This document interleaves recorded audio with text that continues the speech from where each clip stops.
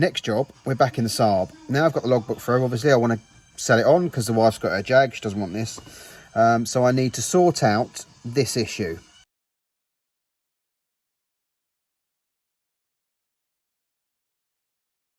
As I said before, the speedo needle rests at 23, 24 miles an hour.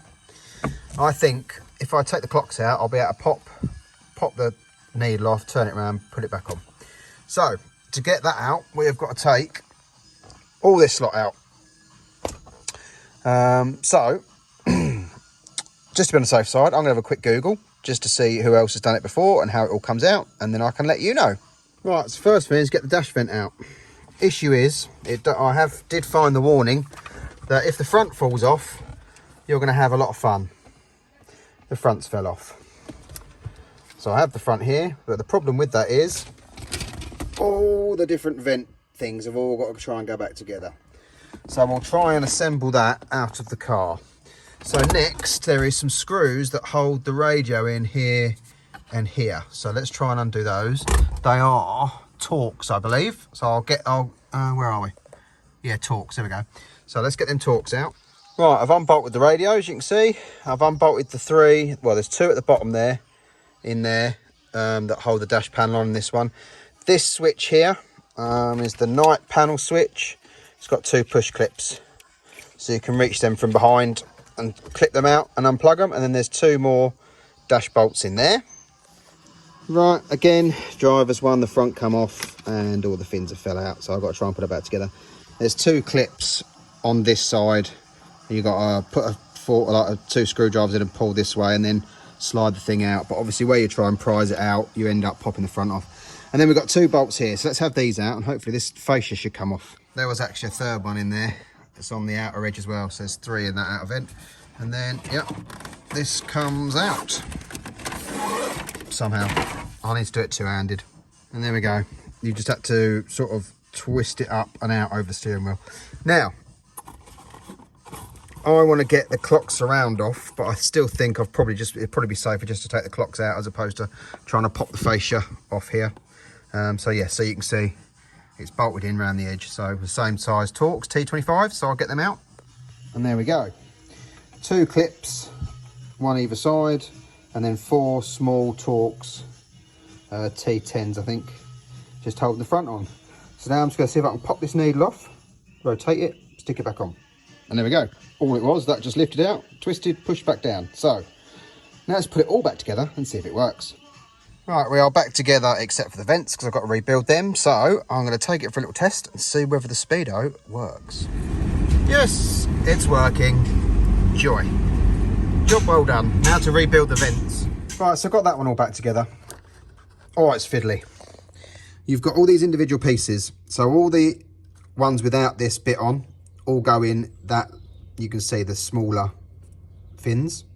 So that one goes in there. Then this piece, you've got one with a slightly fatter one and one with a slightly smaller one, or vice versa. That's the fatter one. So the smaller one goes on there, like that. Then this bit sits in the vent hole here somewhere. I obviously can't really see it on camera. And then you've got to try and line, once that is in the holder, that has got to line up with the grooves in there. So it's very fiddly. So I'm going to try and do this one. This one took me 3 attempts, I think, before it all clipped back together. So I'm going to try it with this last one. Right, with this one I had to get a cable tie it all together through the vents, and then it just clipped together. So now I can cut that cable tie off and we should be golden. The Saab got a little noisy this morning. I think the exhaust is gone. Look how soft the bumper is round by the back box. Yes, I think that's what that is. So we need to have a little look at that. And I've also just noticed that's popped in.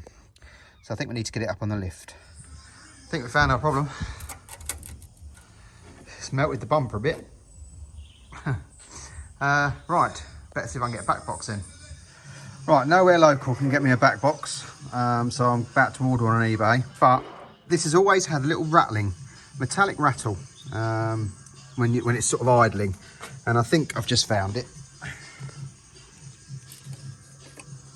This isn't attached. so it rattles. So that'll be what my noise is. So I need to see what that is.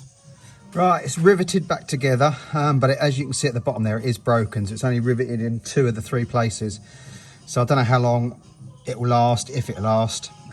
So we might have to buy another one. But for now, that should stop the rattle until it goes again, if it goes again. We might be lucky. So another little issue with this Saab is the lift up reverse bit. There's no spring in it, so it doesn't return. You've got to do it manually. So my neighbour is breaking a Vivaro, so I've had the spring out of that. So I'm going to put the spring in there, and then I'm going to get some glue and stick this back on. There we go, we've got a working spring. One of those is £13.50 to buy online, so out of a Vivaro, that'll do the job. The replacement Saab Backbox has arrived, so let's get it fitted. There we go, the new one is on. The parking sensor is back in because you can reach that nice and easily, but I have lost a reflector. I have checked on the pictures since I got the car and it was there, so obviously this blowing through there and getting hot has lost the reflector, so I'll have to look out for one of those. But we've got the new Backbox on, so hopefully we won't have any more melty bumper. The other one was shot to bits. It was absolutely fine, and then yesterday, was it yesterday or the day before, I accelerated and I heard the exhaust note completely change, so I think it was on its way out and then it just blew and gave way. So right, that's that for now. Right, Friday morning now. Few jobs to do today. Tonight is the Southend cruise. Anyone who used to go there back in the day will know it was a pretty awesome time. Late 90s, early 2000s. There's a big one planned for tonight. Hopefully it doesn't get the pop bang idiots there and get shut down, but the group I'm in, there's a lot of 30s, 40s, you know, like me basically, who used to go back in the day.